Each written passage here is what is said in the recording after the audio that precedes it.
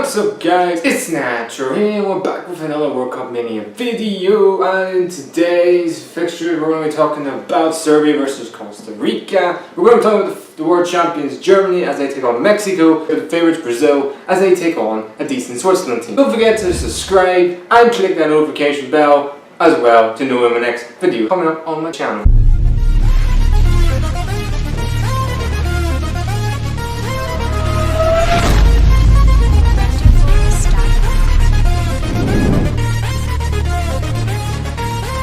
But as I said, we're going to kick it off with Costa Rica versus Serbia. And what you can say is a very even game. Both teams are pretty much hard to beat, but also don't have a lot of creativity going forward. But you probably say Serbia may edge it, and they did. Serbia did. They beat Costa Rica 1-0 thanks to an absolutely phenomenal free kick from Kolarov, who's a specialist at those free kicks. And overall, you could say they were the best team, Serbia, overall. They had most of the chances. Milinković had a couple of chances which he should have scored. Savić was absolutely outstanding for the whole game. He looks a real player, and I think if he has a great World Cup, I think a lot of teams will come knocking on that door and looking for his signature. Manchester United are the favourites to get him. I think he would definitely suit my name.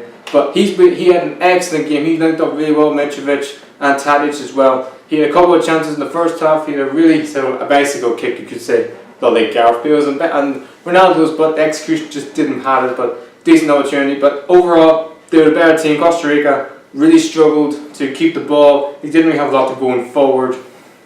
He didn't play Joe Campbell, who was a star in the last World Cup.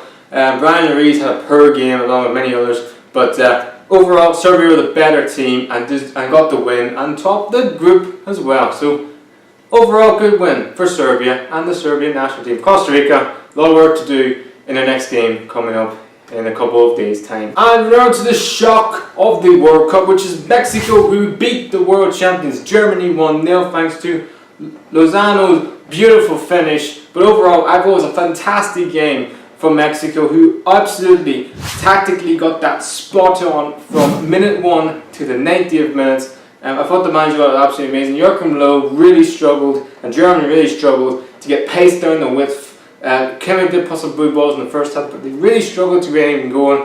Kroos was the only one that offered anything going forward. Ozil, for me, again, does not do it at a big tournament. I don't know what is with Ozil, but he just, every time I watch him, he just doesn't look interested. He gave the away ball so many times in that game. And the goal is all down to him. I don't know what he's doing. Like, at least try and tackle your man. He didn't, and Mexico scored from a counter-attack, and they could have scored more goals from the counter-attack because defensively Germany were as bad as I've ever seen Germany ever at a major tournament defensively, because every single time Mexico got the ball, they just went forward with Carlos Vela and Javier Hernandez and Lozano, who scored the goal. But again, look at Germany, Boateng and Hummels and Perg. Khedira was the worst I've seen him play in a long time in a German national shirt by a mile.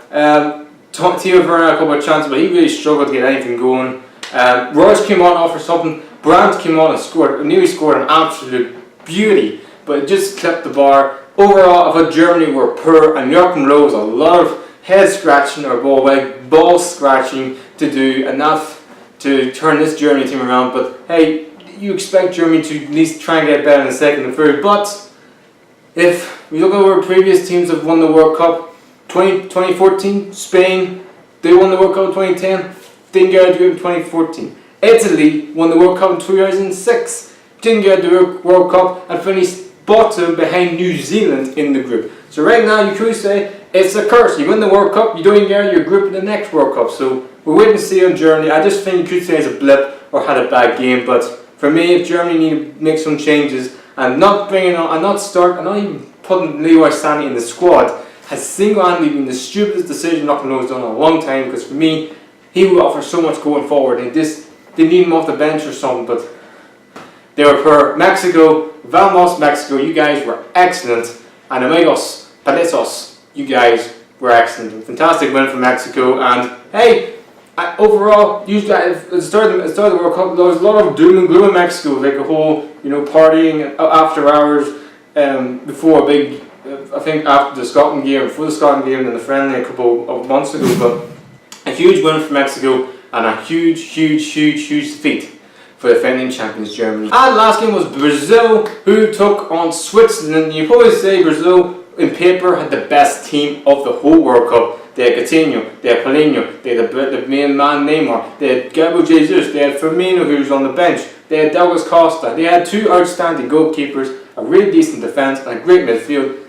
But give credit to Switzerland, they were sensational. But the first half, Brazil the better team. Coutinho scores a typical outstanding Coutinho finish outside the box.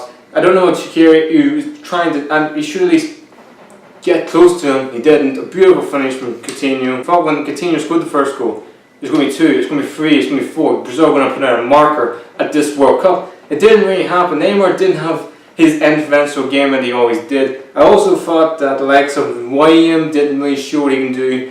Gabriel Jesus didn't have a great game. Paulinho was poor. It just wasn't really happening for Brazil. And Switzerland exploited that. In the second half, Shaqiri with an absolutely beautiful ball into the box from a corner. And you could say one of the Switzerland players pushed Miranda and he headed it into the net. Yes, a lot of people are saying it's a foul and it should be reviewed by VAR. For me, I could see that, but I think it's a goal because Miranda didn't go down when he was pushed. But they're right, it's a great goal from Switzerland. It's a great set piece goal from Switzerland from the corner. Shaqiri, I'm not really a fan of, I don't rate him as a player, but we all know we can do this. But he doesn't do it consistently. If he does this consistently, then maybe a lot of people would actually rate him more. But he just doesn't do it consistently. But he did put a good ball into, he did get a good assist in the game.